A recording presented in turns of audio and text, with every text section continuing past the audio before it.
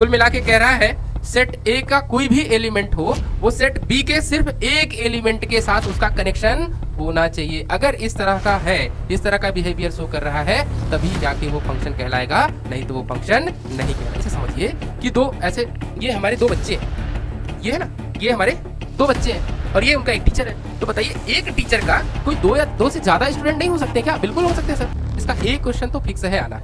इसलिए बोर्ड के स्टूडेंट के लिए टाइप ऑफ फंक्शन पढ़ना बहुत इंपॉर्टेंट है। इसमें एमसीक्यू में भी क्वेश्चन बनते हैं। ठीक, देखो बेटा, जब आप मेहनत से पढ़ोगे ना, ईमानदारी और मेहनत के साथ पढ़ोगे तो आपको हर एक टॉपिक क्लियर हो जाएगा। लेकिन आप ऐसे सोचेंगे कि नहीं बाद में हम पढ़ लेंगे, अभी टाइम नहीं है, अभी तो पहले हम ये वाला कर लें।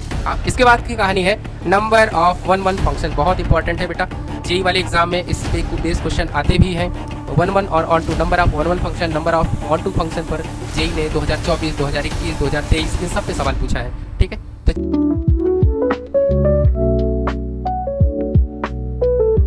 हेलो बच्चों, तो कैसे हो आप सभी लोग? एक बार फिर से आपका कॉमेट परिवार में स्वागत है। बेटा देखो, पिछले लेक्चर में हम लोगों ने रिलेशन का प्रॉब्लम, डेफिनेशन, सारा चीज़ देख लिया था। आज हम लोग अपना क्लास 12th का स्टार्ट करने वाले हैं फंक्शन। ठीक है, ये प्योरली क्लास 12th के बच्चों के लिए है।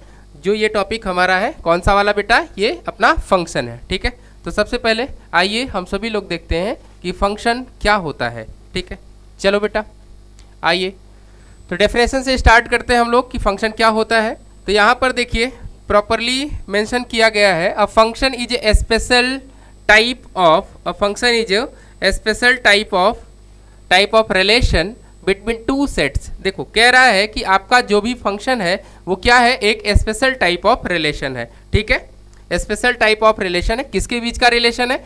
दो सेट के बीच में। याद रखना, ये दोनों सेट हमारे कैसे होने चाहिए? दोनों हमारे सेट नॉन एम्प्टी होने चाहिए। ठीक है, वेयर ईच इनपुट, जहाँ पे हर एक input from the first set, जो फर्स्ट सेट का इनपुट है, जो हमारे पहले सेट के एलिमेंट है, वो हमारे क्या कहलाते हैं बेटा? इनपुट कहलाते हैं।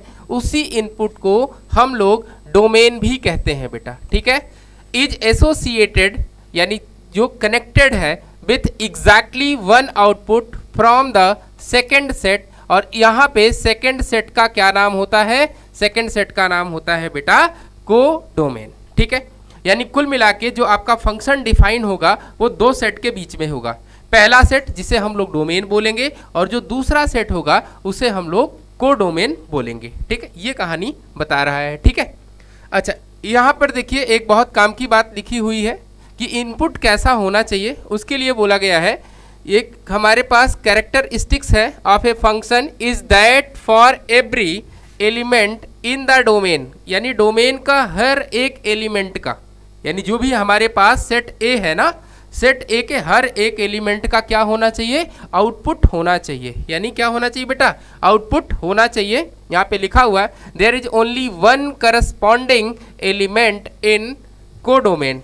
कुल मिला के कह रहा है सेट ए का कोई भी एलिमेंट हो वो सेट बी के सिर्फ एक एलिमेंट के साथ उसका कनेक्शन होना चाहिए। अगर इस तरह का है, इस तरह का बिहेवियर शो कर रहा है, तभी जाके वो फंक्शन कहलाएगा, नहीं तो वो फंक्शन नहीं कहला। इसका मतलब ये हुआ कि सर जितने भी रिलेशन होते हैं क्या सारे रिलेशन फंक्शन नहीं कहलाते? नहीं बेटा, हर एक रिलेशन फंक्शन नहीं कहलाएगा। बट इसका उल्टा सोचो, क्या हर एक फंक्शन रिलेशन होता है? हाँ, हर एक फंक्शन हमारा रिलेशन का पार्ट होता है। इसी बात को मैं आपको थोड़ा मैपिंग के थ्रू समझाता हूँ। ठीक है बेटा, चलो देखते हैं। मान लीजिए आपके पास कोई दो सेट है। कितने सेट हैं बेटा? दो सेट है। एक सेट हमने ऐसे लिखा है, ये हमारा सेट ए है, और एक सेट हमारे पास कोई बी है बेटा। ठीक बेटा, इस सेट के कोई एलिमेंट होंगे 1 2 3 एंड ये 4। सेट बी के भी कुछ एलिमेंट होंगे बेटा, A B C and D. अब क्या हुआ, हमने सेट ए से सेट बी की तरफ एक क्या बनाया? फंक्शन को डिफाइन किया। यहाँ पे लिखा f such that A to B. कोई एक फंक्शन है जो कहाँ से कहाँ तक डिफाइन है बेटा? फ्रॉम सेट ए से सेट बी में हमारा फंक्शन डिफाइन है। चलिए देखिए, अब यहाँ पे वन का हमने रिलेशन लिखा ए के साथ, तो क्या वन का रिलेशन हम बी के साथ लिख सकते हैं? पहले तो ये समझ लीजिए कि क्या ये फंक्शन को जो डेफिनेशन है, फंक्शन की डेफिनेशन, उस फंक्शन की डेफिनेशन को क्या ये मैपिंग जो मैं बनाने जा रहा हूँ ये उसको वेरीफाई कर रहा है या वेरीफाई नहीं कर रहा है अकॉर्डिंग टू डेफिनेशन। ठीक है, अब ऐसे ही 3 का हमने सी के साथ बना दिया, 4 का मैंने डी के साथ बना दिया, और बेटा इस 2 का भी मैं ए के साथ बना दिया, ठीक है ऐसा। और एक दूसरा भी एग्जाम्पल मैं ले रहा हूँ, दूसरे एग्जाम्पल में भी कुछ यही कहानी है। ये तो एग्जाम्पल नंबर फर्स्ट है हमारा बेटा, एग्जाम्पल नंबर फर्स्ट है। अब सेकंड वाला देख लीजिए, यहाँ पे ये सेट ए है बेटा और ये सेट बी है। यहाँ पे 1 2 3 4 और यहाँ पे हमने लिख लिया एक्स वाई जेड डब्लू, ठीक। यहाँ पे भी मैपिंग हम लोग कर रहे हैं। मैपिंग देखिए, 1 का हमने कर दिया वाई के साथ, 2 का कर दिया बेटा एक्स के साथ, 3 का मैंने डब्लू के साथ और 4 का मैंने जेड के साथ। यहाँ पे 2 एग्जाम्पल आपको लिखे गए हैं ये समझाने के लिए कि कौन सा हमारा फंक्शन है और कौन सा फंक्शन नहीं है, ठीक। चलिए देखिए, डेफिनेशन में कहा है कि सेट ए के हर एक एलिमेंट का सिर्फ एक इमेज होना चाहिए। कितना इमेज होना चाहिए? सिर्फ एक इमेज होना चाहिए। अब आइए इस बात को जरा ध्यान से समझिए। क्या यहाँ पे जो 1 लिखा गया है, 1 जो है सिर्फ किसी एक एलिमेंट से कनेक्टेड है या एक से ज़्यादा एलिमेंट से कनेक्टेड है? यहाँ पे क्या हो गया, 1 का जो कनेक्शन है वो ए के साथ भी है और 1 का कनेक्शन किसके साथ हो गया? बी के साथ भी हो गया। इसका मतलब जो डेफिनेशन में बोला गया था, डेफिनेशन में क्या कहा गया था? डेफिनेशन में कहा जा रहा था सेट ए के हर एक एलिमेंट का सिर्फ एक इमेज होना चाहिए। यहाँ पे क्या हो गया, इस 1 का कितने इमेज आ गए? यहाँ पे 2 इमेज आ गया। कौन कौन सा इमेज आया बेटा? यहाँ पे एक इमेज ए आया है और एक इमेज क्या आया है? बी आया है। इसका मतलब ये हमारा फंक्शन नहीं होगा अकॉर्डिंग टू डेफिनेशन। बात समझ में आ गई बेटा? तो इसका मतलब क्या होगा, डेफिनेशन ने कहा था कि सेट ए के कोई भी एलिमेंट आप उठाइए, उसका सिर्फ एक लोगों के साथ कनेक्शन होना चाहिए, कनेक्टिविटी होनी चाहिए। ऐसा नहीं है कि उसका कनेक्शन किसी और मतलब एक से ज़्यादा लोगों के साथ हो जाए। अगर ऐसा हो जाता है तो वो हमारा फंक्शन नहीं हो। हाँ, रिलेशन है बेटा, रिलेशन हो सकता है। यानी कुल मिला के कहने वाली बात यह है कि अगर वो लीगल रिलेशन होगा तो सिर्फ कितना, एक एलिमेंट का एक ही इमेज आना चाहिए, और अगर ऐसा हो रहा है तो वो फंक्शन है। और अगर बेटा एक इनपुट का एक से ज़्यादा आउटपुट आ रहा है तो वो आपका फंक्शन नहीं कहलाएगा। हाँ, रिलेशन है लेकिन फंक्शन नहीं है। तो बात समझ में आ गई बेटा? तो इसका मतलब ये जो पहला हमने आपको एग्जाम्पल समझाया, ये हमारा क्या नहीं है? It is not a function. ये हमारा फंक्शन नहीं होगा। बोलो ठीक है बेटा? कोई दिक्कत वाली बात? अगर कोई दिक्कत वाली बात हो तो बताइए। यहाँ पे आइए, देखिए जरा, 1 का क्या किसी एक के साथ हमारा कनेक्टिविटी है, कनेक्शन है, मैपिंग है? बोलो हाँ सर। 1 की मैपिंग वाई के साथ है, बिल्कुल सही बात है। और किसी की मैपिंग है 1 का किसी और के साथ मैपिंग दिखाई दे रहा है? नहीं सर, नहीं दिखाई दे रहा है। अब 2 के पास जरा आइए, 2 की मैपिंग सिर्फ किसके साथ है? 2 की मैपिंग सिर्फ x के साथ है बेटा। किसके साथ है? जो हमारे पास कोई बी सेट का एलिमेंट x है ना, उसी के साथ 2 की मैपिंग की गई है। यहाँ पे 3 पे देखिए, क्या 3 का भी मैपिंग एग्जैक्टली 1 एलिमेंट के साथ है? एंड 4 की भी मैपिंग सिर्फ एक ही एलिमेंट के साथ है कि नहीं है? तो इसका मतलब क्या हो गया? इसका मतलब हो गया कि सर जो ए से बी में यहाँ जो डिफाइन है ये तो फंक्शन है, बट ये वाला फंक्शन नहीं था। बोलो ठीक है? क्लियर हो गया बेटा? ये एग्जाम्पल दोनों समझ में आए? चलिए हम और एग्जाम्पल से आपको समझाते हैं, ठीक है? चलिए यहाँ पे देखिए, एक और एग्जाम्पल हम लोग ले लेते हैं। तो मान लीजिए आपके पास वापस से वही 2 हमारे पास सेट है, सेट ए है और ये हमारा सेट बी है। यहाँ पे एक कोई फंक्शन डिफाइन किया हुआ है, ठीक है? सेट ए के एलिमेंट ए बी सी और यहाँ पे हमने लिखा 1 2 3 4। अब कर रहे हैं मैपिंग। क्या कर रहे हैं बेटा? मैपिंग। तो देखो 1 की मैपिंग मैंने 2 के साथ किया, बी की भी मैपिंग मैंने 2 के साथ कर दिया, सी की मैपिंग बेटा ए के साथ कर दिया, ठीक है? बाकी मैंने कुछ नहीं किया है। और अब आपको बताना है कि ये फंक्शन है या फंक्शन नहीं है। चलिए वापस आते हैं डेफिनेशन पे। डेफिनेशन की कहानी ये थी, फंक्शन के केस में उसने कहा था कि भाई देखिए सेट ए का कोई एलिमेंट उठा लीजिए और आप देखिए उसका बी वाले सेट के साथ एग्जैक्टली एक एलिमेंट के साथ उसका मैपिंग है या फिर नहीं है। देखते हैं। तो देखो ए की मैपिंग क्या 2 के साथ है? बोलोगे हाँ सर। ए की जो मैपिंग है वो सिर्फ 2 के साथ ही है। देख रहे हैं आप लोग? यहाँ पे जरा ध्यान से देखिए, ए की मैपिंग किसके साथ है? 2 के साथ।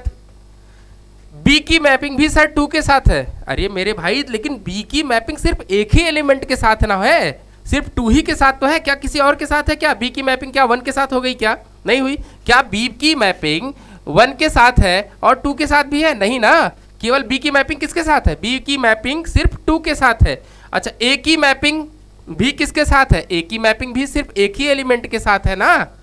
बोलो बात समझ में आ रही है कि नहीं आ रही है? हाँ, तो ये क्या हो गया? ये सर ये मतलब ये फंक्शन हो सकता है? हाँ मेरे बच्चे ये हो सकता है। उसने ये थोड़ी ना कहा है कि एग्जैक्टली एक एलिमेंट के साथ मैपिंग हो और वो मतलब सेम टाइप के ना हो, ऐसा तो बोला नहीं है। उसने सिर्फ ये कहा है कि सेट ए का एलिमेंट उठाइए और सेट बी के एलिमेंट के किसी एक के साथ मैपिंग होनी चाहिए। 2 लोगों का सेम के साथ मैपिंग हो सकता है? हाँ, 2 लोगों का यानी 2 इनपुट का सेम आउटपुट के साथ मैपिंग हो सकता है। ये बात ध्यान रखना।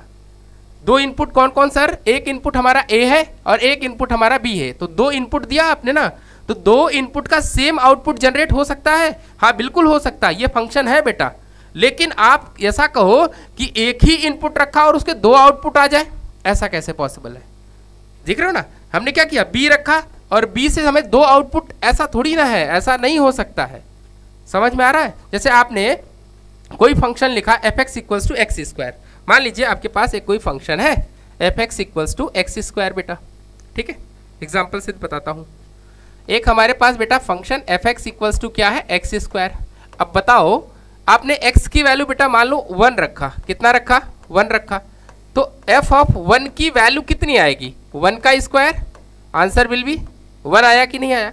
अब x की वैल्यू आप बेटा -1 रख दो, कितना रख दो, -1, तो जैसे ही इसमें आप -1 रखोगे तो -1 का स्क्वायर करते यहाँ भी तो 1 मिला कि नहीं मिला, बात समझ में आई ना? क्या हुआ, देखो जरा मैपिंग से देख लो इसी चीज़ को।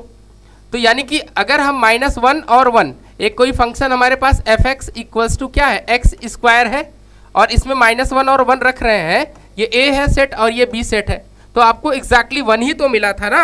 तो क्या इनकी मैपिंग हम 1 के साथ नहीं करेंगे, बताइए? -1 की भी मैपिंग तो 1 के साथ होगी ना। -1 के लिए भी तो एक यूनिक इमेज 1 आया कि नहीं आया? -1 जैसे ही आपने फंक्शन में डाला तो वहां पे आपको आउटपुट सिर्फ एक ही तो नजर आया ना, वो भी क्या, 1 आया। अब जब आपने 1 रखा तो वहां पे इसके लिए, इस 1 के लिए सिंगल आउटपुट ही तो जनरेट हो रहा है, बोलो ठीक है ना। तो इसका मतलब सर 2 इनपुट का सेम आउटपुट, 2 या 2 से अधिक, 2 या 2 से ज्यादा भी इनपुट आप रख लीजिए, सेम आउटपुट जनरेट हो सकता है। हाँ बिल्कुल हो सकता है, वो फंक्शन में कंसीडर होगा। लेकिन इसका उल्टा मत कर दीजिएगा कि हमारे पास इनपुट एक हो, ये तो करेक्ट है, ये फंक्शन है, लेकिन ये फंक्शन नहीं होगा। जैसे आपने 1 लिखा और आउटपुट में क्या आ गया, -1 और 2, ऐसा नहीं हो सकता। समझ में आ रही बात? ऐसा नहीं हो सकता, ये हमारा फंक्शन नहीं होगा बेटा। आपने 1 लिखा, 1 के थ्रू 2 आउटपुट जनरेट नहीं हो सकते, ऐसा कोई फंक्शन नहीं है, ठीक है, क्लियर है बेटा? ठीक, तो आपका ये हमारा मैपिंग के थ्रू समझाने का तरीका था कि हम लोग कैसे समझ सकते हैं कि कौन सा हमारा फंक्शन होगा और कौन सा फंक्शन नहीं होगा। क्लियर हो गया होगा? चलिए और थोड़ा देखते हैं हम लोग बेटा, यहाँ पे आ जाइए। देखिए, मान लीजिए आपके पास एक मशीन है, ये कुछ इस तरह की एक हमारे पास मशीन है बेटा, ठीक है, यानी कि हमारा एक फंक्शन है एफ एक्स, ठीक है, और यहाँ से इसका आउटपुट जनरेट होता है। क्या जनरेट होता है बेटा? आउटपुट, और ये हमारा इनपुट वाला काम करेगा। ये हमारा क्या है? इनपुट है, और ये हमारा कोई एक मशीन है, मशीन मतलब फंक्शन। अब क्या हुआ, जैसे मान लीजिए आपने इसमें क्या किया, 2 क्वालिटी के फ्रूट्स डाले। जैसे क्या, कौन कौन सी फ्रूट्स, यहाँ मेंशन में कर दे रहा हूँ। आपने मैंगो प्लस में आप बनाना, ठीक है बेटा, ऐसा 2 इसमें आपने फ्रूट डाला और क्रश करेगा कि नहीं करेगा? अब बताइए, जैसे ही आपने इसमें 2 इनपुट्स दिए तो जैसे ये क्रश करके वापस से आपको एक सिंगल आउटपुट जनरेट करेगा कि नहीं करेगा? बोलो बात समझ में आई कि नहीं आई? तो यहाँ पे क्या हुआ, आपकी जो मशीन थी, जो भी आपने यहाँ लगा रखा, चाहे मिक्सर रहा होगा, चाहे ग्राइंडर, जो भी रहा होगा आपका, उसने क्या किया, अंदर उसके फंक्शन ने काम किया, उसको क्रश कर दिया, पूरा क्रश किया, तो आपका आउटलेट जो आउटपुट आया वो एक मिक्सर बन के आया कि नहीं बन गया है? इसका मतलब क्या हुआ कि इनपुट तो बहुत सारे हो सकते हैं जो इस मशीन के लिए सुटेबल होगा। इसी को बाद में हम लोग डोमेन पढ़ेंगे कि क्या, कौन सा डोमेन किस फंक्शन के लिए सुटेबल होता है, कौन सा नहीं होता, वो बात की चर्चा है। अभी के लिए बस इतना जान लो, फंक्शन की कहानी ये है कि फंक्शन के केस में मैपिंग यानी इनपुट तो बहुत सारे हो सकते हैं किसी सिंगल आउटपुट के लिए। इसका मतलब ये है कि अगर हम यहाँ पे लिख दें, ऐसा कुछ लिख दें और यहाँ फिर 1 और 2, तो इस ए की मैपिंग जो है ना, इस ए की जो मैपिंग है कुल मिला के ए का 1 के साथ, बी का भी 1 के साथ, बी का भी बेटा 1 के साथ, सी का भी 1 के साथ, डी का भी 1 के साथ और ई का भी हम क्या कर सकते हैं 1 के साथ कर सकते हैं। इसमें कोई दिक्कत वाली बात नहीं है। यानी ये क्या है, ये एक फंक्शन है। ये क्या है, एक फंक्शन है। कहाँ से कहाँ के बीच में बेटा, सेट ए से सेट बी के बीच में। बोलो क्लियर है सर, ये फंक्शन है मतलब ये तो 2 छूट गया। अरे बेटा ये कोडोमेन का पार्ट है, इससे हमारा कोई लेना देना नहीं है। हमने ए रखा, ए के रिस्पेक्ट में हमारा आउटपुट 1 आया, फिर हमने बी रखा, बी के रिस्पेक्ट में भी हमारा आउटपुट 1 आया है, सी रखने पर भी आउटपुट 1 जनरेट हुआ, डी रखने पर भी आउटपुट कितना जनरेट हुआ 1 और ई रखने पर भी आउटपुट हमारा 1 जनरेट हुआ। ऐसा हमने फंक्शन बना रखा था। क्लियर है बेटा, बात समझ में आ गई? ठीक है, आपको याद होगा सिग्नम फंक्शन, याद है क्लास 11 में आपको टाइप ऑफ फंक्शन में पढ़ाया गया था एक सिग्नम फंक्शन। वहाँ क्या होता था याद करिए जरा। सिग्नम फंक्शन के केस में आपको बताया गया था कि मान लीजिए आपके पास कोई क्या है, एक सिग्नम फंक्शन है, एक हमारे पास एक सिग्नम फंक्शन, उसकी डेफिनेशन ही क्या कहती थी भैया, देखिए x की value less than 0, less than 0 का मतलब बहुत सारा नंबर है, -∞ से 0 के बीच का बहुत सारा नंबर कुछ भी आप रख लो। उस केस में क्या होता था, -1 ही तो रिजल्ट आता था बेटा। x = 0 पर क्या देता था 0 और x > 0 के लिए हमेशा आंसर कितना देता था 1 देता था कि नहीं देता था सिग्नम फंक्शन। अब बताओ क्लियर हुआ? तो इसका मतलब क्या हुआ कि इनपुट हमारे बहुत सारे हो सकते, बट आउटपुट कैसा होना चाहिए, यूनिक आउटपुट होना चाहिए। ऐसा नहीं है कि इनपुट हमारा एक हो और आउटपुट हमारा बहुत सारा हो। अगर ऐसी कहानी है तो वो सिर्फ रिलेशन है, वो फंक्शन नहीं है। ठीक है, चलिए एक कहानी और देखिए। जैसे मान लीजिए यहाँ पर ये एक ऐसा लिखा हुआ है, एक सेट ए है और ये एक सेट हमारे पास बी है।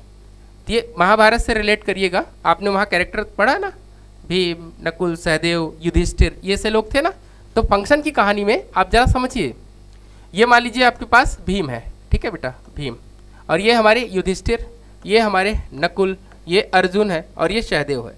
लेकिन देखो यहाँ पे एक ही पर्सन तो है, कौन सी, द्रौपदी, ठीक है ना, जो भी है देख लो आप लोग, द्रौपदी। तो क्या हुआ, सबका मैपिंग क्या इस तरह से हम शो कर सकते, ये फंक्शन को शो करेंगे कि नहीं करेंगे? बिल्कुल करेंगे सर। बोलो बेटा, ये क्या है, एक फंक्शन है कि नहीं है? फंक्शन के पार्ट थे कि नहीं? महाभारत में ये 5 लोग दिख रहा है ना, भीम, युधिष्ठिर, नकुल, अर्जुन, सहदेव, वटेवर, जो जितने लोग भी हैं, इनका सबका रिलेशन किसके साथ था, द्रौपदी के साथ था ना।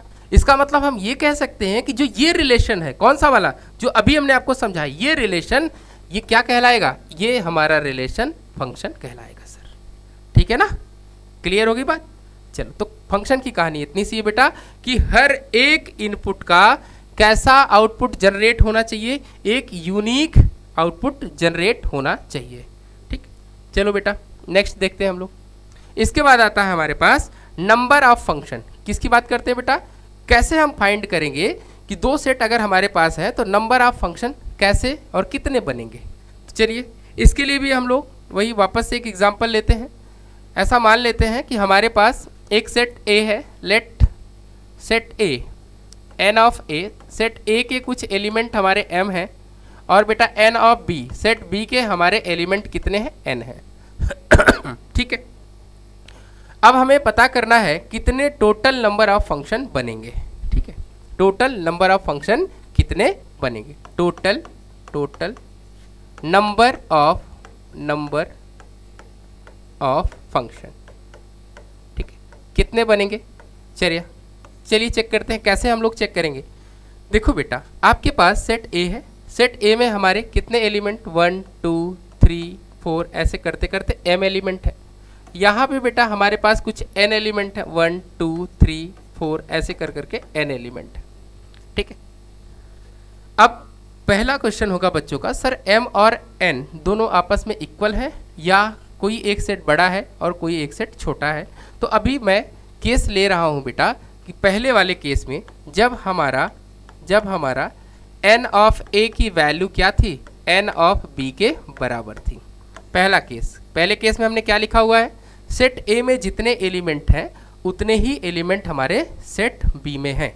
ये बेटा नंबर ऑफ सेट की बात हो रही है, नंबर ऑफ एलिमेंट की बात हो रही है इन दो सेट में, ठीक है। तो देखिए अब आपसे पूछ रहा है टोटल नंबर ऑफ फंक्शन कैसे निकालेंगे, हम लोग कैसे बताएंगे कितने टोटल नंबर ऑफ फंक्शन हमारे बनेंगे। आओ बेटा समझाते हैं इसको।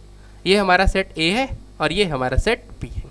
जरा आप सोचिए, अगर आप ए के पास जाएंगे, किसके पास जाएंगे, ए के पास, तो क्या ए की मैपिंग जो है 1 के साथ भी हो सकती है, बोलो हाँ, या फिर या मतलब और वाला केस, या हो सकता है कि 1 ने मैपिंग की हो 2 के साथ, या फिर 1 ने मैपिंग किया हो 3 के साथ। अरे बोलो बात समझ में आ रही है, या 1 ने मैपिंग किया हो 3 के साथ या 4 के साथ। तो क्या हुआ, 1 के पास कितने ऑप्शंस दिखाई देंगे, तो आप कहोगे सर 1 के पास n ऑप्शंस है, यानी 1 किसके किसके साथ मैपिंग कर सकता है, तो 1 जो है 1 के साथ भी कर सकता है, 2 के साथ भी, 3 के साथ, 4, किसी एक के साथ तो करेगा ना बेटा। तो उसके पास कितने ऑप्शंस है, n ऑप्शन है, चलो n लिख लेते हैं, तो हमारे n ऑप्शंस है। अब आइए 2 के पास, तो 2 क्या 1 के साथ मैपिंग नहीं कर सकता है, बिल्कुल सर कर सकता है, क्या दिक्कत है। अगर 1 ने 1 के साथ किया तो 2 भी तो हमारा 1 के साथ कर सकता है, कोई दिक्कत थोड़ी ना है। 2 क्या 2 के साथ नहीं कर सकता, कर सकता है, बिल्कुल कर सकता है। 2 क्या 3 के साथ नहीं कर सकता, सर सबके साथ कर सकता है। तो 2 को भी कितने लोग दिखाई देंगे, 2 को भी सर n लोग दिखाई देंगे। इसी तरीके से बेटा 3 को भी कितने लोग, n लोग, फिर 4 को भी, बोलो बात समझ में आ रही है ना। अब बताइए यहाँ टोटल कितने एलिमेंट थे, m एलिमेंट थे ना, कितने एलिमेंट थे सेट ए में, m एलिमेंट। तो हर एक एलिमेंट को सामने कितने लोग दिखाई देंगे, हर बार सर सामने n एलिमेंट दिखाई देगा। वो किसी के साथ भी मैपिंग कर सकता है, एकदम से फ्री है, ठीक। ऐसा नहीं कि 1 ने कर लिया तो 2 उसके साथ मैपिंग में पार्टिसिपेट नहीं करेगा, 2 भी मैपिंग में पार्टिसिपेट कर सकता है, ठीक है। तो ऐसे करते करते करते करते यहाँ पे क्या हो जाएगा, n into n into n into n, कितनी बार वो कर सकता है बेटा, m टाइम, कितने टाइम बेटा, m टाइम्स, कितने टाइम्स, m टाइम्स। इसका मतलब इसको हम लिख सकते हैं n की होल पावर m। तो अगर आपसे कभी भी पूछा जाए कि number of total number of function from set a to b, तो आप क्या करिए, सिर्फ b के जो एलिमेंट है, b के एलिमेंट की पावर क्या कर दीजिए, a के एलिमेंट, यही आपके टोटल क्या आ जाएंगे, टोटल नंबर ऑफ फंक्शन आ जाएंगे, ठीक है। चलिए एक और एग्जांपल से समझाते हैं बेटा। यहाँ पे फिर से वापस से हम लोग क्या करें, 2 सेट ले लें। सेट a के एलिमेंट हम लिख ले रहे हैं 1 और 2 और बेटा 3, और सेट b के एलिमेंट हम लोग लिख रहे हैं a एंड b, ठीक है। अब हमें बताना है बेटा टोटल नंबर ऑफ फंक्शन, ठीक है। ये हमको आपको बताना है कि कितने टोटल नंबर ऑफ फंक्शन बनेंगे। आइए पहले मैपिंग से देखिए, हमारे पास सेट ए है, ये हमारा सेट ए है, और ये हमारा सेट बच्चा बी है, 1 2 एंड 3, और ये हमारा हो गया ए और बी। अब आइए 1 के पास, 1 से पूछिए भाई आप किसके साथ मैपिंग करना चाहते हैं, तो 1 कहेगा भैया मैं तो ए के साथ भी जा सकता हूँ, ए के साथ भी मैपिंग कर सकता हूँ। यानी हमें तो 2 ऑप्शन दिखाई दे रहा है, या तो मैं ए के साथ करूँगा, या फिर दूसरा केस क्या है, दूसरा केस हमारे पास एक और मैं तुरंत बना ले रहा हूँ आपके लिए। यहाँ पे 1 2 3 और ये हमारा ए और बी है, ठीक है। और क्या कर सकता है, या फिर वो मैपिंग कर सकता है, 1 की मैपिंग बी के साथ हो सकती है। दोनों केस हमने ले लिया। अब बताइए पहले केस में अगर मान लीजिए 1 ने ए के साथ मैपिंग किया, तो क्या 2 के पास ऑप्शन नहीं है कि वो ए के साथ मैपिंग कर सकता, क्यों नहीं सर, 2 जो है ए के साथ भी मैपिंग कर सकता है, और 2 फ्री है, वो बी के साथ भी मैपिंग कर सकता है। बात समझ में आ रही है कि नहीं बेटा, यहाँ पे 2 अपनी इमेज बताएगा। ऐसे समझिए कि 2 ऐसे, ये हमारे 2 बच्चे हैं, ये है ना, ये हमारे 2 बच्चे हैं, और ये उनका एक टीचर है। तो बताइए एक टीचर का कोई 2 या 2 से ज़्यादा स्टूडेंट नहीं हो सकते क्या, बिल्कुल हो सकते हैं सर। ये क्लासरूम है, टीचर क्या हो गया, टीचर समझो कि ये कोडोमेन का पार्ट है। क्या है, टीचर हमारा कोडोमेन का पार्ट है, और जो बच्चे हैं, जो हमारे क्लासरूम में बच्चे हैं, वो क्या इनपुट्स हैं। तो बताइए हर एक स्टूडेंट का उस टीचर के साथ रिलेशन होगा कि नहीं होगा, बिल्कुल होगा सर। तो वो रिलेशन क्या है, फंक्शन नहीं है, हाँ वो वाला रिलेशन सर फंक्शन है। तो यही तो कहानी है।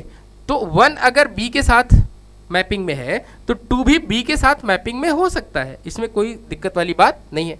अच्छा क्या सर 3 भी मैपिंग कर सकता है, हाँ 3 भी ए के साथ मैपिंग कर सकता है और 3 भी बी के साथ मैपिंग कर सकता है, कोई दिक्कत वाली बात नहीं। इस तरह से हर एक एलिमेंट के पास कितने ऑप्शन दिखाई देंगे, हर एक एलिमेंट के पास सर 2 ऑप्शन दिखाई देंगे। कितने ऑप्शन दिखाई देंगे, 2 ऑप्शन दिखाई देंगे। 1 क्या कर सकता है, ए के साथ भी जा सकता है, 1 बी के साथ भी जा सकता है। सिमिलरली 2 ए के साथ भी जा सकता है, 2 बी के साथ भी जा सकता है, 3 ए के साथ भी जा सकता है और 3 बी के साथ भी जा सकता है। तो कुल मिला के हम लोग कह सकते हैं कि अगर मैं टोटल नंबर ऑफ फंक्शन की बात करूं, इसको मैं हटा दे रहा हूं बेटा, तो टोटल नंबर ऑफ फंक्शन हमारे कितने आ जाएंगे, टोटल नंबर हमारे ऑफ फंक्शन की वैल्यू हो जाएगी सेट बी के जितने एलिमेंट, तो कितने एलिमेंट है, 2 एलिमेंट, और सेट ए के कितने एलिमेंट, 3, तो नंबर ऑफ फंक्शन हमारे पास आ जाएगा, total number of function is 8। ये हमारा फॉर्मूला है बेटा, ठीक है। सेट बी के जितने भी एलिमेंट हैं वो हमारा बेस में रहेगा और उसकी पावर में कौन हो जाएगा, सेट ए के एलिमेंट। यही हमारा टोटल नंबर ऑफ फंक्शन निकालने का फॉर्मूला है, ठीक, समझ में आ गया बेटा। चलो नेक्स्ट देखते हैं। इसके बाद आता है नंबर ऑफ फंक्शन, हमने समझा दिया आपको। इसके बाद हम लोगों का है टाइप ऑफ फंक्शन। क्या है हम लोगों का बेटा, टाइप ऑफ फंक्शन, ठीक है। चलिए आते हैं हम लोग टाइप ऑफ फंक्शन की बात करते हैं। देखिए पहले टाइप में हम लोग पढ़ेंगे 1-1 फंक्शन, या इसी का नाम है इंजेक्टिव फंक्शन। कौन सा फंक्शन बेटा, इंजेक्टिव फंक्शन। हाँ चलिए इसको देखते हैं हम लोग।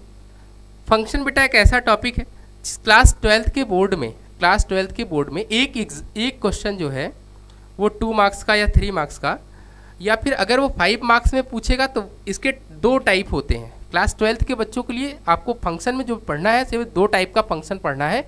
एक तो हमको 1-1 फंक्शन पढ़ना है और एक हमको ऑन टू फंक्शन पढ़ना है। अगर बेटा क्वेश्चन बनता है 5 मार्क्स का तो 1-1 और ऑन टू दोनों पूछेगा, दोनों आपसे वेरीफाई करने के लिए बोलेगा या उसके रेंज वगैरह को डोमेन को वैल्यू पूछेगा। अगर बेटा 2 मार्क्स में पूछेगा तो वो 1-1 फंक्शन या फिर ऑन टू फंक्शन के लिए पूछेगा, ठीक है। अगर 1-1 ऑन टू दोनों पूछ रहा है तो वो 5 मार्क्स में पूछेगा। इसका एक क्वेश्चन तो फिक्स है आना है, इसलिए बोर्ड के स्टूडेंट के लिए टाइप ऑफ फंक्शन पढ़ना बहुत इंपॉर्टेंट है। इसमें MCQ में भी क्वेश्चन बनते हैं, ठीक है। देखो बेटा जब आप मेहनत से पढ़ोगे ना, ईमानदारी और मेहनत के साथ पढ़ोगे तो आपको हर एक टॉपिक क्लियर हो जाएगा। लेकिन आप ऐसे सोचेंगे कि नहीं बाद में हम पढ़ लेंगे, अभी टाइम नहीं है, अभी तो पहले हम ये वाला कर लें। आप कोई भी चीज़ पढ़िए बहुत सीरियसली और सीक्वेंस में पढ़िए। जब सिस्टमेटिक पढ़ेंगे तो आपको सारी चीज़ें जब आप वापस से रिवीजन करने जाएंगे तो आपके मेमोरी में रहेगी, नहीं तो बाबू कुछ नहीं रहेगा, ठीक है ना। हाँ इसलिए जो भी पढ़िए अच्छे से पढ़िए। आइए देखते हैं पहले इसका डेफिनेशन। ये डेफिनेशन क्या कहता है, कह रहा है कि 1-1 और इंजेक्टिव फंक्शन एक ही बात है, चाहे 1-1 बोलेगा या फिर इंजेक्टिव। इंजेक्टिव का मतलब इंजेक्शन से है, समझ रहे हो ना। हाँ आप जानते ही हो एक इंजेक्शन एक ही पर्सन को लिख सकता है, बाकी को तो नहीं लगा सकते हैं, इन्फेक्शन होता है। कह रहा है a 1-1 function is a function where each element in the range का मतलब है आउटपुट से, ठीक है ना, correspond to exactly 1 element in the domain. In simpler term no 2 different inputs produce the same output. इस बात का बस ध्यान रखिए, कह रहा है कि 2 अलग अलग इनपुट का सेम आउटपुट नहीं होना चाहिए। अरे सर जी अभी तो आप कह रहे थे 2 या 2 से अधिक आउटपुट का इनपुट का सेम आउटपुट हो सकता है। अरे बच्चे वो फंक्शन की कहानी थी, यहाँ हम पढ़ रहे हैं type of function. Type of function में कह रहा है जो पहला टाइप का फंक्शन 1-1 है, कौन सा वाला है, 1-1 है। ये कह रहा है कि भैया देखो एक इनपुट तो एक आउटपुट, ऐसा नहीं है कि बहुत सारे इनपुट का सेम आउटपुट जनरेट हो रहा है। अगर ऐसा है तो वो 1-1 फंक्शन नहीं, वो फंक्शन तो है बट वो 1-1 फंक्शन नहीं है। जरा देखिए इसके एग्जाम्पल्स को। जैसे मान लीजिए मैं यहाँ पे एक एग्जाम्पल से आपको समझा रहा हूँ। एक सेट A है और एक सेट हमारे पास B है। ये सेट A और ये सेट हमारा B है। इसके एलिमेंट 1, 2, 3 और इसके एलिमेंट A, B, ठीक। उसने कहा कि देखो भाई जो सेट A है ना, यहाँ पे एक और एग्जाम्पल आपको लिख देता हूँ। ये सेट A और ये सेट बेटा B, यहाँ पे भी वही 1, 2, 3 और यहाँ A, B और ये C। अब दोनों की मैं मैपिंग कर देता हूँ, मैपिंग के थ्रू मैं समझाता हूँ। जैसे 1 की मैपिंग मैंने A के साथ कर दिया, 2 की भी मैपिंग मैंने A के साथ कर दिया और 3 की यहाँ B के साथ। यहाँ किया 1 का a के साथ, 2 का b के साथ, c का 3 के साथ। अब आपको बताना है कौन सा इसमें 1 1 है, कौन सा 1 1 नहीं है। तो जैसा डेफिनेशन में कह रहा है, डेफिनेशन में कहा है, देखो यहाँ जरा ध्यान से, no two different input produce same output, ये इसकी डेफिनेशन है। किसकी सर? 1 1 की। कह रहा है कि यहाँ देखो 1 और 2 एक दूसरे से डिफरेंट है कि नहीं है? है, बिल्कुल है। 1 एक अलग नंबर है और 2 एक अलग नंबर है। कह रहा है दो डिफरेंट आउटपुट का सेम आउटपुट, दो डिफरेंट इनपुट का सेम आउटपुट जनरेट नहीं हो सकता। इस केस में जरा ध्यान से देखिए, 1 और 2 क्या है? दो डिफरेंट इनपुट है। क्या है बेटा? दो डिफरेंट इनपुट है हमारे ना, बोलो। लेकिन क्या हो रहा है, क्या यहाँ पे सेम आउटपुट जनरेट होगा कि नहीं हुआ? ए भी 1 के करस्पॉन्डिंग में ए मिल रहा है और 2 के करस्पॉन्डिंग भी ए मिल रहा है। इसका मतलब क्या हुआ? ये हमारा 1 1 फंक्शन नहीं है। ये है नहीं है सर, ये 1 1 फंक्शन नहीं है। क्यों? क्योंकि 1 भी ए के साथ मैपिंग में है और 2 भी क्या हो रहा है? ए के साथ मैपिंग कर रहा है। इसका मतलब दो अलग अलग इनपुट का सेम आउटपुट आ गया, तो इसका मतलब ये हमारा 1 1 नहीं है। तो सर क्या ये फंक्शन नहीं है? नहीं बेटा, ये फंक्शन है और इसका नाम हो जाता है, आपके सिलेबस में 12th वालों में नहीं है लेकिन जेई के सिलेबस में इसका नाम होता है मेनी टू वन फंक्शन। कौन सा फंक्शन है ये? मेनी वन फंक्शन है। कौन सा वाला बेटा? मेनी वन फंक्शन है। ठीक है, कौन सा? ये वाला। अच्छा सर ये कौन सा फंक्शन? हाँ बेटा, ये देखिए तुम्हारा प्रॉपर डेफिनेशन के अकॉर्डिंग है। यहाँ पे देखिए 1 का सिर्फ एक लोगों के साथ मैपिंग है, ए के साथ। समझ में आ रहा है? उसका कहना यही था कि डोमेन के कोई भी एलिमेंट उठाइए, उसका मैपिंग सिर्फ एक लोगों के साथ इंडिविजुअली होना चाहिए, उसके साथ कोई और लिप झिप नहीं करना चाहिए। ऐसा नहीं होता है कि भैया उनका रिश्ता उनके साथ भी है, उनका रिश्ता उनके साथ। यही तो प्रेमानंद महाराज ने बोल दिया अभी। क्या बोला? भैया देखो ऐसे इसी बात है, देखिए कितना हंगामा फैला है। ठीक है, यही तो फंक्शन भी समझा रहा है। कौन सा फंक्शन? 1 1 फंक्शन समझा रहा है कि महाराज जी देखिए, बस एक इनपुट का एक इंडिविजुअल आउटपुट होना चाहिए, उसके साथ किसी और की लिप्पा लुप्पी नहीं होनी चाहिए। समझ में आ रहा है? यानी 2 अगर चाहे कि मैं ए के साथ मैपिंग कर लूं तो 1 1 कहेगा अच्छा ठीक तुम कर लो, लेकिन हम 1 1 नहीं रहेंगे भैया। ठीक है, तुम जाओ जा, मेरी जिंदगी से तू जा। कौन कहेगा? 1 1 कहेगा मेरी जिंदगी से भैया तुम जाओ, मैं तुम्हें एक्सेप्ट नहीं करूंगा। तो इसका मतलब हुआ कि हर एक एलिमेंट का अपना खुद का आउटपुट होना चाहिए, और किसी अगर 2 ने इसके साथ मैपिंग किया तो ये क्या हो जाएगा? 1 1 को ये बात नागवार गुजरेगी, मतलब उसको पसंद नहीं आएगी, इसलिए वो अपना रिलेशन तोड़ देगा। ठीक है, हाँ 1 1 नहीं होगा। तो 1 1 होना है तो हर एक एलिमेंट के साथ ही मैपिंग होनी चाहिए, इंडिविजुअल। ठीक है बेटा, तो यानी ये वाला हमारा जो फंक्शन ये है, ये हमारा 1 1 है। ये क्या है? 1 1 है। चले, बात समझ में आ गई? एक और एग्जांपल से देखते हैं। क्लियर है ना यहाँ पे? ठीक, चलो देखते हैं बेटा। इसका एक शॉर्टकट है, कैसे हम लोग चेक करेंगे कि कौन फंक्शन है या फिर कौन 1 1 फंक्शन है, कौन नहीं है। तो पहले देखो फंक्शन के लिए अगर मुझे चेक करना है कि कोई फंक्शन है या नहीं है, तो उसके लिए हमारे पास शॉर्टकट है। कौन सा शॉर्टकट है बेटा? इसको हम लोग बोलते हैं वर्टिकल लाइन टेस्ट, या इसी को हम लोग VLT भी कहते हैं, VLT। To check whether the function और नॉट, कोई भी ग्राफ के थ्रू हम कैसे बता सकते हैं कि ये फंक्शन है या फिर नहीं है। जैसे मान लीजिए हमारे पास यहाँ कुछ ग्राफ मैं बना के दे रहा हूँ। जैसे एक ग्राफ हमारे पास ये है, ये हमारा एक फंक्शन का ग्राफ है पहला। दूसरा हमारे पास ये कोई एक फंक्शन का ग्राफ है बेटा, ऐसा हमें चेक करना है कि ये फंक्शन है या नहीं है। तीसरा बेटा कुछ इस तरह सा है।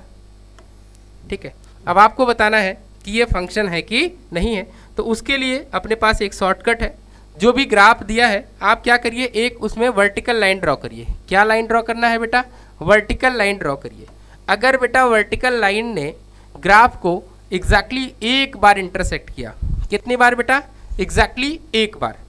अगर ग्राफ को कौन सी लाइन? Vertical line. कौन सी लाइन बेटा? वर्टिकल लाइन एक बार इंटरसेक्ट कर रही है, तब तो वो फंक्शन होगा। और अगर बेटा एक से ज़्यादा बार इंटरसेक्ट की, कितनी बार? एक से ज़्यादा बार। देखो यहाँ 2 बार इंटरसेक्ट कर गई। कितनी बार इंटरसेक्ट कर गई? 2 बार। 2 बार अगर ये इंटरसेक्ट करता है तो इसका मतलब हमारा ये फंक्शन नहीं होगा। ये हमने देखो बेटा यहाँ पे 2 बार इंटरसेक्ट किया है, 2 बार। यहाँ पे भी देखो क्या हो रहा है, 2 बार इंटरसेक्ट हो रहा है। कितनी बार? 2 बार इंटरसेक्ट हो रहा है। इसका मतलब ये भी फंक्शन नहीं होगा और ये भी फंक्शन नहीं होगा। बोलो ठीक है, बात समझ में आ गई बेटा? तो अगर आपको ग्राफिकली किसी, जो आपके पास कोई ग्राफ दिया हो, आपको बताना है कि ये फंक्शन है या फंक्शन नहीं है, तो आप क्या करेंगे, एक वर्टिकल लाइन ड्रॉ करिए, सिर्फ एक वर्टिकल लाइन। और अगर ग्राफ को लाइन ने एक बार इंटरसेक्ट किया तब तो वो तुम्हारा फंक्शन होगा। और अगर वर्टिकल लाइन ने ग्राफ को एक से ज़्यादा टाइम इंटरसेक्ट कर दिया तो आपका फंक्शन नहीं होगा। ठीक है बेटा? ओके, चलिए अब सेकंड वाली चीज़ देखिए। सेकंड बात किसके लिए है? हॉरिजॉन्टल लाइन टेस्ट हमारा 1 फंक्शन चेक करने के लिए। ध्यान से देखिएगा, to check whether the function is 1 और नॉट। अगर 1 नहीं होगा तो मिनिमम होगा। ठीक, चलिए देखिए जरा, एक ग्राफ हम बना रहे हैं आपको। ये ग्राफ आपको समझ में आ रहा होगा, ये कौन सा है? साइन का। और ये वाला कौन सा ग्राफ है बेटा? ये हमारे पास एक स्ट्रेट लाइन है, दिख रहा है? ये y = x टाइप का ग्राफ है और ये हमारे पास y = मान लीजिए sin x का ग्राफ है। अब किसकी बात हो रही है? हमारा हॉरिजॉन्टल लाइन टेस्ट की। किसकी बात हो रही है बेटा? हॉरिजॉन्टल लाइन टेस्ट की। आप बताइए, अगर मैं एक इसमें हॉरिजॉन्टल लाइन ड्रॉ करूं, कौन सी लाइन ड्रॉ करूं बेटा? हॉरिजॉन्टल लाइन ड्रॉ करना चाहूं तो क्या होगा उस सिनेरियो में? उस केस में जैसे ही मैं हॉरिजॉन्टल लाइन ड्रॉ करूंगा तो यहाँ पे और यहाँ पे, यहाँ देखिए मोर देन 1 इंटरसेक्शन पॉइंट मिला। यहाँ एक से ज़्यादा इंटरसेक्शन पॉइंट मिल रहा है। अगर एक से ज़्यादा इंटरसेक्शन पॉइंट मिलेगा तो ये हमारा 1 फंक्शन नहीं होगा। नॉट ए 1 फंक्शन, ये हमारा 1 फंक्शन नहीं होगा। लेकिन यहाँ इस केस में क्या हुआ? एग्जैक्टली एक ही बार तो इंटरसेक्ट कर रहा है ना, तो यानी ये हमारा क्या है? 1 फंक्शन है। बोलो, बात समझ में आई बेटा कि नहीं आई?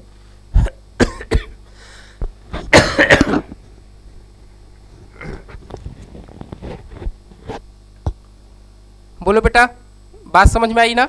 अगर हॉरिजॉन्टल लाइन, कौन सी लाइन बेटा? हॉरिजॉन्टल लाइन ग्राफ को एक बार इंटरसेक्ट कर रहा है तो 1 फंक्शन होगा। और अगर एक से ज़्यादा बार इंटरसेक्ट कर रहा है ग्राफ को, कौन सी लाइन? हॉरिजॉन्टल लाइन, तो वो तुम्हारा 1 फंक्शन नहीं होगा, वो तुम्हारा मिनिमम फंक्शन होगा। ठीक है ना? क्लियर वाली बात? सर मिनिमम फंक्शन का मतलब क्या हुआ? आप ऐसे सोचो ना, क्या साइन थीटा 90 पर ही 1 देता है? नहीं सर, वो तो बहुत सारी जगह देता है। कहाँ पे? ये अगली बार क्या हो जाएगा? ये हमारा अगर 2 पाई है तो ये कितना हो जाएगा? 5 पाई/2 होगा कि नहीं होगा? ऐसे ही आप आगे बढ़ा दोगे तो 9 पाई/2 पर भी 1 देगा। तो यानी बहुत सारे इनपुट के लिए भी क्या हो रहा है? सेम आउटपुट दे रहा है। इसका मतलब वो 1 नहीं हुआ, वो कौन सा हो गया? वो मिनिमम फंक्शन होगा। 1 की कहानी आपको पता है, एग्जैक्टली एक इनपुट के लिए एक ही बार उसका आउटपुट आना चाहिए, उससे ज़्यादा टाइम नहीं आना चाहिए। ठीक है, हटा दें बेटा। तो ये 2 चीज़ें आपको याद रखनी है शॉर्टकट में। क्या क्या याद रखना है? वर्टिकल लाइन टेस्ट बाबू, और एक कौन सा वाला? एक हमारा हॉरिजॉन्टल लाइन वाला टेस्ट। ठीक है, टेस्ट तो आपको याद ही रहता होगा। ठीक है बेटा, चलें नेक्स्ट देखिए क्या हमारे पास है। इसके बाद की कहानी है नंबर ऑफ 1 फंक्शन। बहुत इंपॉर्टेंट है बेटा, जेई वाले एग्जाम में इस पे बेस क्वेश्चन आते भी हैं। 1 और onto number of 1 function, number of 1 function पर जेई ने 2024, 2021, 2023 इन सब पे सवाल पूछा है। ठीक है, तो चलिए देखते हैं कैसे निकालेंगे इसके लिए।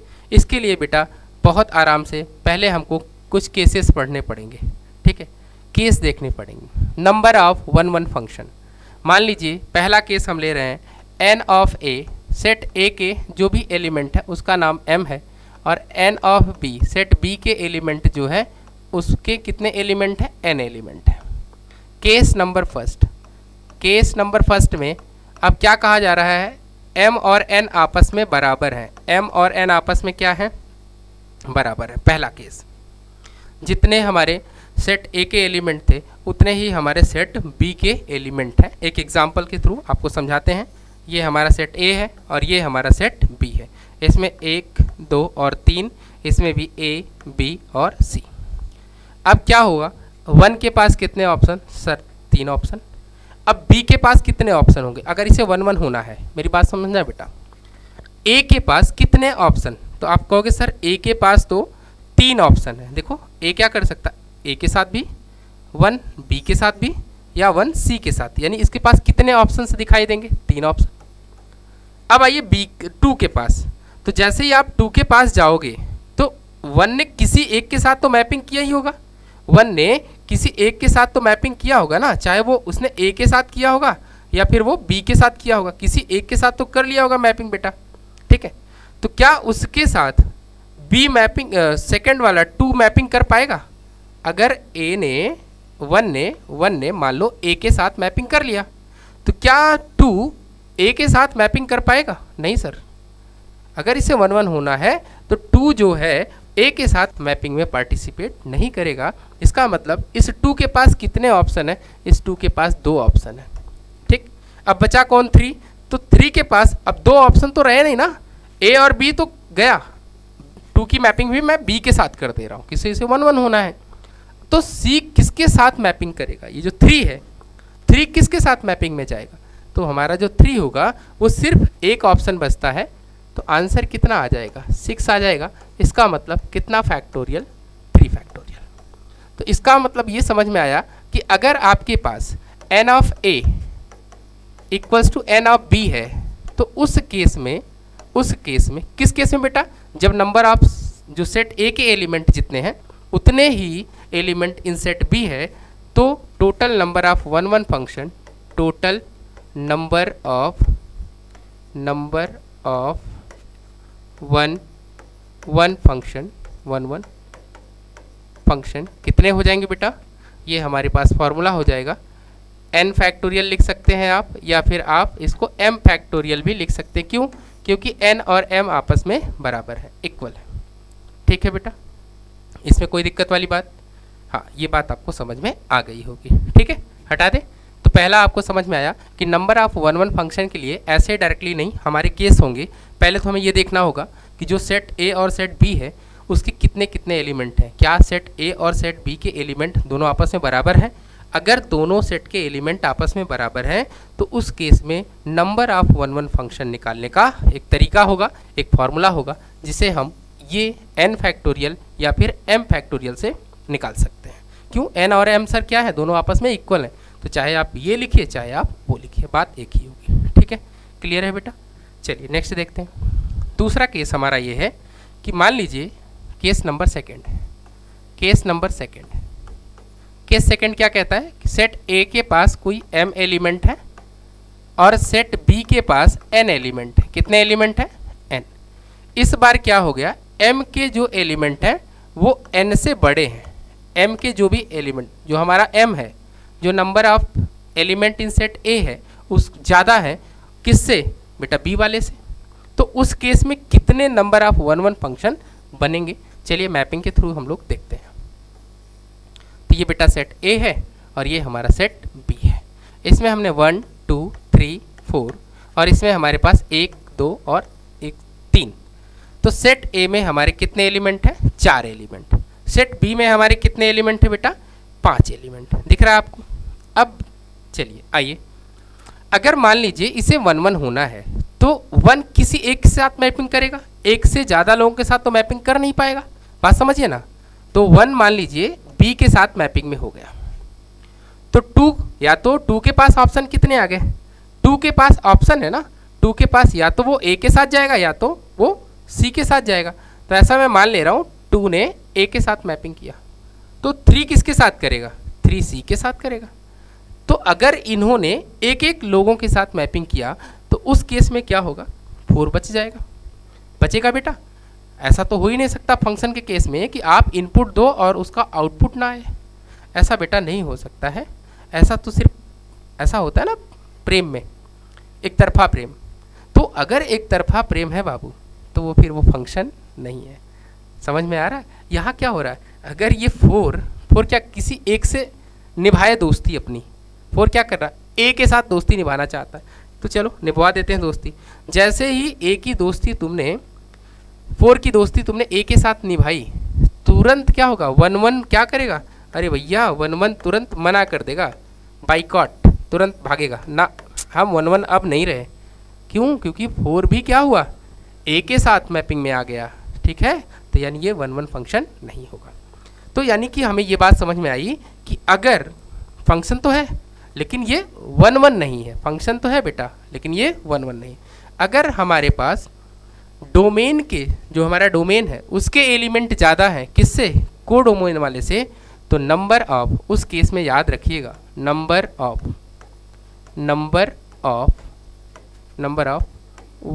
वन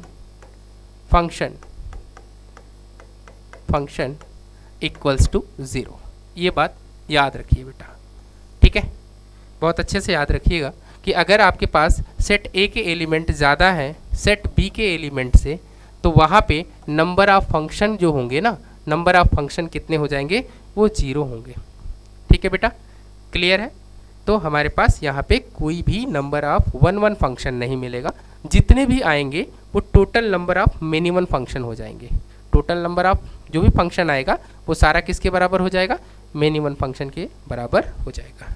ठीक है, चलें थर्ड केस देखिए बेटा। केस नंबर थर्ड क्या है, ये थोड़ा इंपॉर्टेंट है, इस पर ध्यान देना। केस नंबर वही थर्ड, एन ऑफ ए, हमारे पास सेट ए में m एलिमेंट है और सेट बी में हमारे बेटा एलिमेंट है n। ठीक है, इस बार क्या हो रहा है कि जो m की वैल्यू है वो छोटी है, किससे छोटी है, n से। इसका मतलब हो गया कि सेट a में कम एलिमेंट है और सेट b में हमारे ज़्यादा एलिमेंट है। ये सेट a 1 2 3 और यहाँ a b c d e ऐसे लिख दिया। अब आपसे पूछ रहा है कि total number of one function बताइए। Total number of one function बताना है आपको। मेरी बात ध्यान से सुनना। अब इस वन के पास कितने ऑप्शन होंगे, तो आप बताओगे सर इस वन के पास कोई 5 ऑप्शन है, किसी एक के साथ वो अपनी मैपिंग कर सकता है। ठीक है, अब आई बात बी 2 की। 2 के पास कितने ऑप्शन होंगे, एक तो जा चुका होगा ना जिसके साथ 1 की मैपिंग हो गई होगी। तो 1 की मैपिंग जिसके साथ हो गई होगी, क्या उसके साथ 2 मैपिंग करेगा, नहीं करेगा। क्यों, क्योंकि वो 1 1 की कहानी है। किसकी कहानी है, 1 1 की। तो कितने ऑप्शन दिखाई देंगे, 4 ऑप्शन। ठीक है, अब इसके बाद आती है सी की बात, यानी कि 3 की बात। ठीक है, अब बताइए 2 तो ऑलरेडी जा चुके हैं ना, तो ये 3 जो है 3, उसको कितने लोग दिखाई देंगे, तो उसको तो अभी कितने लोग, 3 लोग दिखाई दे रहे हैं कि नहीं। पहले के पास 5 ऑप्शन था, दूसरे के पास क्या है, 4 ऑप्शन है। तो ये 3 के पास कितने ऑप्शन होंगे, सर कहोगे सर 3 ऑप्शन है, वो किसी के साथ अपना मैपिंग कर सकता है। ठीक है, बोलो बात समझ में आ गई। तो इससे मच बेटर क्या है, ये सब करने से अच्छा है कि आप क्या करो, पहले ही 3 लोगों को सेलेक्ट कर लो। क्या कर लो, पहले ही 3 लोगों को सेलेक्ट कर लिया। किस में से सिलेक्शन करना है, आपके पास जो सेट बी के एलिमेंट है उसी में से तो 3 का सिलेक्शन करना है, जिनके साथ क्या होगा, ये हमारे 1 2 3 ये तीनों लोग अपनी अपनी मैपिंग इंडिविजुअली दिखाएं। तो आप क्या करो, पहले ये हमारे कितने एलिमेंट हैं बेटा, मान लो हमारे पास ये 5 एलिमेंट है, तो 5 में कितने लोगों का सिलेक्शन पहले कर लेना है, सर 3 लोगों का। तो 5C3 हो गया। ठीक, अब क्या करना है, इनका अरेंजमेंट ही तो करना है बेटा। क्या करना है, अरेंजमेंट ही तो करना है। तो टोटल नंबर ऑफ जो फंक्शन आएगा, कौन सा वाला, 1 1 function. Total number of 1 1 function निकालने का तरीका हो जाएगा 5C3 × 3 फैक्टोरियल। अब इसी को हम लोग अगर इन जनरल वे की बात करें, अब इसके कितने एलिमेंट हमारे माना है, इसके n एलिमेंट माने गए हैं। इसके कितने एलिमेंट है बेटा, m। तो हम क्या लिखेंगे, NCM इंटू में m फैक्टोरियल। ये हमारा क्या होगा, टोटल नंबर ऑफ 1 1 फंक्शन होगा। कब, जब हमारे पास m का वैल्यू छोटा होगा और n की वैल्यू बड़ी होगी। बोलो समझ में आ गई बात। अगर सेट a में कम एलिमेंट है और सेट b में हमारे ज़्यादा एलिमेंट है, तो हमारे पास रूल क्या है 1 1 फाइंड करने का, तो हमारे पास रूल है NCM। n मतलब जो इसके एलिमेंट हैं जितने भी हैं टोटल में से हम उतने सेलेक्ट करेंगे जितने हमारे सेट a के एलिमेंट होंगे, फिर उनका अरेंजमेंट कर देंगे। क्या कर देंगे बेटा, अरेंजमेंट कर देंगे। तो इससे क्या पता चल जाएगा, टोटल नंबर ऑफ 1 1 फंक्शन हमें पता चल जाएगा। क्लियर है बेटा, इतनी बात समझ में आ गई। तो हमने आपको 3 केस पढ़ाया। 3 केस में क्या क्या था, पहले में जब हमारे पास, मैं वापस से लिख दे रहा हूँ फिर से, केस 3 है हमारे पास। पहला केस क्या था बेटा, पहला केस ये है, केस नंबर फर्स्ट, जब हमारे पास n ऑफ a की वैल्यू किसके बराबर थी, n ऑफ b के बराबर थी। उस केस में नंबर ऑफ 1 1 फंक्शन, ठीक है ना, उसकी वैल्यू हमारी थी n फैक्टोरियल, या फिर हम क्या बोल सकते हैं, या फिर हम बोल सकते हैं m फैक्टोरियल। ठीक है, ये किसी n और m के बराबर हो गए थे। बात क्लियर है? Second case, case number second. Case number second में क्या बात थी बेटा? केस नंबर सेकंड कह रहा है कि देखिए भैया, अगर हमारे पास n ऑफ a की वैल्यू ज़्यादा है, n ऑफ a की वैल्यू ज़्यादा है, किससे ज़्यादा है? n ऑफ b से, यानी m की वैल्यू ग्रेटर देन किससे थी? n से। तो उस केस में नंबर ऑफ वन फंक्शन, उस केस में क्या था? नंबर ऑफ वन फंक्शन, उसकी वैल्यू कितनी आ गई थी? 0 आई थी। कितनी आई थी बेटा? 0 आ गई थी। और केस नंबर थर्ड हमारे पास है। केस नंबर थर्ड कह रहा है कि अगर मान लीजिए कि m की वैल्यू छोटी हो जाए n से, m की वैल्यू क्या हो जाए? छोटी हो जाए, किससे? n से। तो नंबर ऑफ वन फंक्शन कैसे फाइंड करेंगे? तो उसके लिए हमारे पास एक तरीका है, NCM इंटू में m फैक्टोरियल। ये आपको 3 केस याद रखने हैं बेटा। किसके लिए? किसके लिए? Number of one function find करने के लिए आपको एग्जैक्टली सिर्फ 3 केस याद रखने हैं। ठीक है बेटा, चलें नेक्स्ट क्वेश्चन देखते हैं। देखिए बेटा, ये एक क्वेश्चन हम लोग और ट्राई करते हैं। ये 1 पे बेस्ड है। हमको प्रूव करना है कि ये फंक्शन आपका 1 है कि नहीं। यहाँ पे देखिए लिखा हुआ है, show that f such that R2R, यानी हमारा जो डोमेन है वो भी R है, और जो हमारा को डोमेन है बेटा वो भी क्या है? वो भी हमारा ऑल रियल नंबर से है। ठीक है ना, ये याद रखिएगा। कह रहा है f ऑफ a दिया है 3a³ - 4 इज 1 ये हमको शो करना है। चलिए देखते हैं। सबसे पहला काम हम लोग लिख लेते हैं, f ऑफ a क्या है? तो ये हमारे पास है 3a³ - 4, ये बेटा हमारे पास फंक्शन दिया है। तो पहला काम क्या है? एज्यूम कर लेंगे, एज्यूम दैट क्या एज्यूम कर रहे हैं बेटा?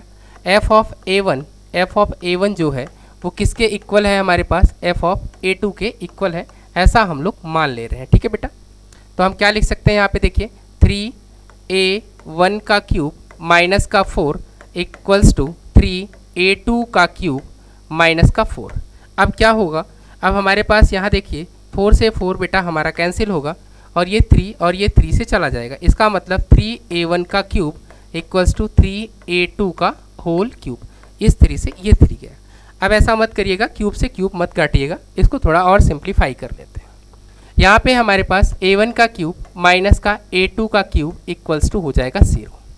अब इसी को हम लोगों को देखना है कि क्या a1 इक्वल्स टू a2 आता है या नहीं आता है। अगर आ गया तब तो ये 1 1 होगा, और अगर नहीं आता है तो ये 1 1 नहीं होगा। आइए देखते हैं। तो यहाँ देखिए हमारे पास जैसे ही हम इस पर फॉर्मूला अप्लाई करेंगे, कौन सा वाला? a³ माइनस b³ का। क्या फॉर्मूला होता है मेरे बच्चे? a माइनस बी ब्रैकेट में ए बेटा a का स्क्वायर प्लस का b का स्क्वायर माइनस का ab, ऐसा आपने पढ़ रखा है। तो यहाँ पे यूज़ कर लेते हैं हम लोग। देखिए ये आपका फॉर्मूला है बेटा, बिल्कुल बेसिक सा फॉर्मूला है, यहाँ पे हम लोग इसको यूज़ कर रहे हैं। तो यहाँ देखिए क्या मिलने वाला है आपको।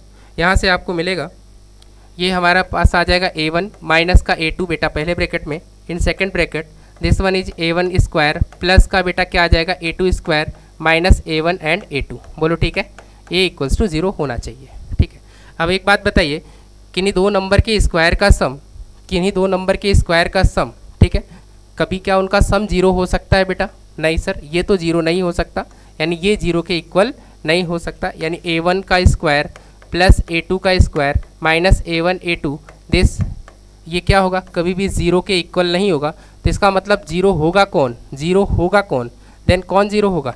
a1 माइनस a2 की वैल्यू ही तो 0 होगी, और अगर ये 0 हुई तो a1 बराबर a2 आ गया कि नहीं आ गया? और a1 अगर a2 के बराबर है तो हम कह सकते हैं कि जो हमारे पास फंक्शन दिया हुआ है, कौन सा वाला? ये वाला फंक्शन, ये क्या हो जाएगा? ये हमारा 1 1 हो जाएगा। बोलो ठीक है बेटा, ये बात समझ में आ गई? तो हम लोग इस तरह से 1 1 प्रूव करने के लिए ये वाला अप्रोच लगाएंगे अपने बोर्ड के एग्ज़ाम में। ठीक है बेटा, नोट कर लीजिएगा इसको। चलिए इसका एक दूसरा तरीका यानी कैलकुलस वाला यूज करते हैं, सेकंड मेथड। तो सेकंड वाला तरीका हम लोगों के पास क्या है? दूसरा तरीका आप लोगों को समझाते हैं। पहले हम लिख लें f ऑफ a की वैल्यू कितनी हो जाएगी? 3a³ minus 4। आप क्या करिए, इसका डेरिवेटिव निकाल दीजिए। क्या निकाल दीजिए बेटा? डेरिवेटिव। तो जैसे इसका डेरिवेटिव आप निकालेंगे तो यहाँ से क्या मिलेगा? 9a स्क्वायर, और ये हो जाएगा 0। अब एक बात बताइए आप, किसी भी a के लिए क्या ये आपके पास जो डेरिवेटिव आया है तो ये हमेशा पॉजिटिव होगा कि नहीं, किसके लिए, फॉर ए, किसी भी ए के लिए, ए बिलोंग्स टू रियल नंबर। आप खुद सोचिए ना, एक कोई ए स्क्वायर है, किसी नंबर का स्क्वायर, आप नेगेटिव वैल्यू रखोगे तब भी तो उसे पॉजिटिव कर देगा कि नहीं कर देगा। आप पॉजिटिव रखोगे तो उसका स्क्वायर करोगे तो ऑलरेडी पॉजिटिव ही आएगा। इसका मतलब क्या हुआ, इसमें ए की कोई भी वैल्यू रखोगे वो हमेशा क्या होगा, जीरो से बड़ा। हाँ, एक केस ऐसा जरूर होगा जहाँ पे ये जीरो हो जाएगा। वो कौन सा केस होगा, जब ए की वैल्यू जीरो होगी। मेरी बात समझ में आ गई। तो हम ऐसा कह सकते हैं सभी आर के लिए ए की वैल्यू जब भी क्या होगा, एक केस जरूर ऐसा आएगा जहाँ पे ये जीरो होगा। इसका मतलब ये तो नहीं हुआ कि वो अपने स्लोप को चेंज कर रहा है। मेरी बात समझ में आ रही है कि नहीं आ रही है। तो इसका मतलब ये हमारा फंक्शन कैसा हो जाएगा, ये हमारा फंक्शन ये 1 1 हो जाएगा। बेटा बात समझ में आ गई, बोलो ठीक है। चलिए नेक्स्ट देखते हैं, एक और क्वेश्चन हम लोग ट्राई करेंगे जो कि जेई मेंस में आया हुआ है क्वेश्चन है। देखिए अभी तक आपने जो जितना भी पढ़ा 1 1 के केस में, आप लोगों को ये समझ में आ गया होगा कि 1 1 जो टाइप ऑफ फंक्शन, पहला फंक्शन हमारा है 1 1 क्लास 12th के बच्चों के लिए बहुत ही आसान है। बस क्या करना है, आराम से उसको पढ़िए आप और आप प्रैक्टिस करिए। जितनी आप क्वेश्चन की प्रैक्टिस करेंगे बाबू उतना ही अच्छा होगा। किसी चीज़ की आप प्रैक्टिस करिए। हाँ, बहुत सारी चीज़ें एक्सेप्शन हो सकती है बाबू कि आप बार बार प्रयास तो कर रहे हैं लेकिन आपको सफलता नहीं मिल रही है, वो अलग केस है, ठीक है, वो फंक्शन नहीं हो सकता, ठीक है। आइए चलिए इस पर ध्यान दीजिए। आपके पास एक बहुत अच्छा सा क्वेश्चन है। क्वेश्चन में कह रहा है कि देखिए भाई, ये जेई का ही प्रॉब्लम है। कह रहा है कि लेट ए क्या है, कोई एक सेट है और वो ऑर्डर्ड पेयर का सेट है x, y, और वो जो x, y है ना, इस कंडीशन को सेटिस्फाई करनी चाहिए, अच्छी बात है। और एक सेट हमारे पास b है और उस b में जो सेट है ना उसके एलिमेंट कैसे लिखने हैं, जो x, y में ऑर्डर्ड पेयर है ना, x का एलिमेंट वही हमारा सेट b में आएगा। Then number of 1 1 function from A to B, आपसे पूछ रहा है कितने नंबर ऑफ 1 1 फंक्शन बनेंगे from set A to B. चलिए देखते हैं बेटा। सबसे पहले आप इसकी कहानी देखिए। देखिए यहाँ पे क्या लिखा है, 2x + 3y = 23। बोलो बच्चा समझ में आ रही। तो क्या करो, पहले इसके लिए ऑर्डर्ड पेयर निकाल लो। क्या निकाल लो बेटा, ऑर्डर्ड पेयर। यहाँ x लिख लो और यहाँ y लिख लो। अब x की वैल्यू देखो, x और y दोनों नेचुरल नंबर हैं, याद रखना बेटा। x और y क्या है, दोनों हमारे नेचुरल नंबर है बाबू। तो x की वैल्यू चलो 10 रख लेते हैं। सर 10 क्यों रख लो, अरे बच्चा ये 23 होना है तो 2 × 10 करोगे तो कितना हो जाएगा, 20। इसका मतलब y की वैल्यू 1 होनी पड़ेगी। अरे y की वैल्यू 1 होगा तभी तो जाके 23 आएगा। सेकंड देखो आप, x की वैल्यू आप 9 रख सकते हो क्या, 9 अगर रखोगे तो 9 2 जा कितना हो 18। 18 में जब 5 ऐड करोगे जब जाके 23 होगा। तो 3 का ऐसा कोई मल्टीपल होता ही नहीं कि वो 5 ला दे, तो यानी कि आप 9 नहीं रख सकते। 8 रख के देख लें, अगर आप 8 रखते हो तो 8 2 जा 16 होगा और 16 में आप 7 जब ऐड करोगे तब जाके 23, यानी कि 8 भी नहीं रख सकते हो। 7 रख लीजिए, 7 2 जा 14 होगा और यहाँ 14 में कितना ऐड करो, 9 ऐड कर दो। हाँ तो ठीक है, यानी x की वैल्यू 7 तो y की वैल्यू 3 होनी पड़ेगी। बताओ ये बात समझ में आई बेटा। अरे खुद देखो ना, x की वैल्यू यहाँ 7 रख दो, 7 2 जा 14, 14 में कितना ऐड करो कि ये 23 हो जाए, तो 9 ऐड कर दो। 14 में 9 ऐड कर दोगे तो 23 हो जाएगा। नेक्स्ट देखो, अब यहाँ पे अगली वैल्यू 5 रख लो, 6 रख लो, 6 2 जा 18 नहीं बनेगा। अब आप बेटा 5 रख लो, 5 2 जा 10, 10 में कितना, 10 में हमें 13 ऐड करना पड़ेगा तो 3 के टेबल में आता नहीं। 4 देख लो, 4 रख लो। तो जैसे बेटा 4 रखोगे तो क्या मिलेगा, जरा ध्यान से देखो। अगर हम 4 रखते हैं, 4 2 जा 8, 4 2 जा 8, तो 8 में कितना ऐड कर दो, 15 ऐड कर दो। 8 में 15 अगर ऐड कर दोते हो तो यानी यहाँ पे आ जाएगा 4,5। अब अगला बेटा देखो, 1 रख लो। 1 अगर मैं रखता हूँ तो अगर ये 1 है तो 7 3 जा 21 और ये हो जाएगा 23। तो इसका मतलब x, y यानी कि जो आपके पास सेट A है, सेट A को अगर हम इसको रोस्टर फॉर्म में लिख लेते हैं, ठीक है, तो ये क्या मिलेगा आपको, देखो आपको मिलने वाला है 10, 1, 7, 3 और बेटा क्या 4, 5 और बेटा क्या 1, 7। ये क्या है, सेट A के, ये ऑर्डर्ड पेयर मत समझिए, इसको बेटा एलिमेंट समझिए। ये पूरा एक एलिमेंट है, ये क्या है, एलिमेंट है, ऐसे समझिएगा आप, ठीक है बेटा। ये दूसरा एलिमेंट है और ये क्या है, तीसरा एलिमेंट है और ये किस कौन सा वाला है, चौथा एलिमेंट है, ठीक है। ये सेट ए में कितने एलिमेंट आ गए, टोटल 4 एलिमेंट आ गए, 4 एलिमेंट आ गए, ठीक है बेटा। ये हमारे कितने एलिमेंट हैं? 4 एलिमेंट। अब सेट बी में सर कितने एलिमेंट आएंगे? सेट बी में तो बेटा 4 ही एलिमेंट आएंगे ना। क्यों सर आएंगे? क्योंकि एक्स वाई का जो ऑर्डर्ड पेयर है उसमें सिर्फ एक्स वाले को पिक करना है। किसको पिक करना है? एक्स को। तो यहाँ देखो एक्स कौन है? 10, 7, 4, अरे बोलो भाई, 1। तो 4 ही एलिमेंट ना आए? कितने एलिमेंट आए? 4 एलिमेंट आए। अब बताइए, सेट ए में भी 4 एलिमेंट और सेट बी में भी 4 ही एलिमेंट हैं, तो इसका मतलब क्या होगा? केस आपको याद हुआ? 1 1 निकालना है। कौन सा फंक्शन चाहिए हमको? Number of 1 1 function. तो नंबर ऑफ 1 1 फंक्शन में आपको याद होगा, इफ एन ऑफ ए की वैल्यू एन ऑफ बी के बराबर है, तो अगर एन ऑफ ए की वैल्यू किसके बराबर है? एन ऑफ बी के बराबर है, then total number of 1 1 function कैसे निकालते थे बेटा? फैक्टोरियल कर देते थे। किसका फैक्टोरियल? एलिमेंट का। तो यहाँ पे क्या आ जाएगा? 4 फैक्टोरियल, दैट मीन्स 24 इसका करेक्ट आंसर होगा। कितना आंसर होगा बेटा? 24 आपका करेक्ट आंसर होगा। यानी ये जो 2024 में आपका जेईई मेंस का क्वेश्चन था, इसका टोटल आंसर कितना आ गया? 24 इसका हमारा आंसर है, यही करेक्ट आंसर है।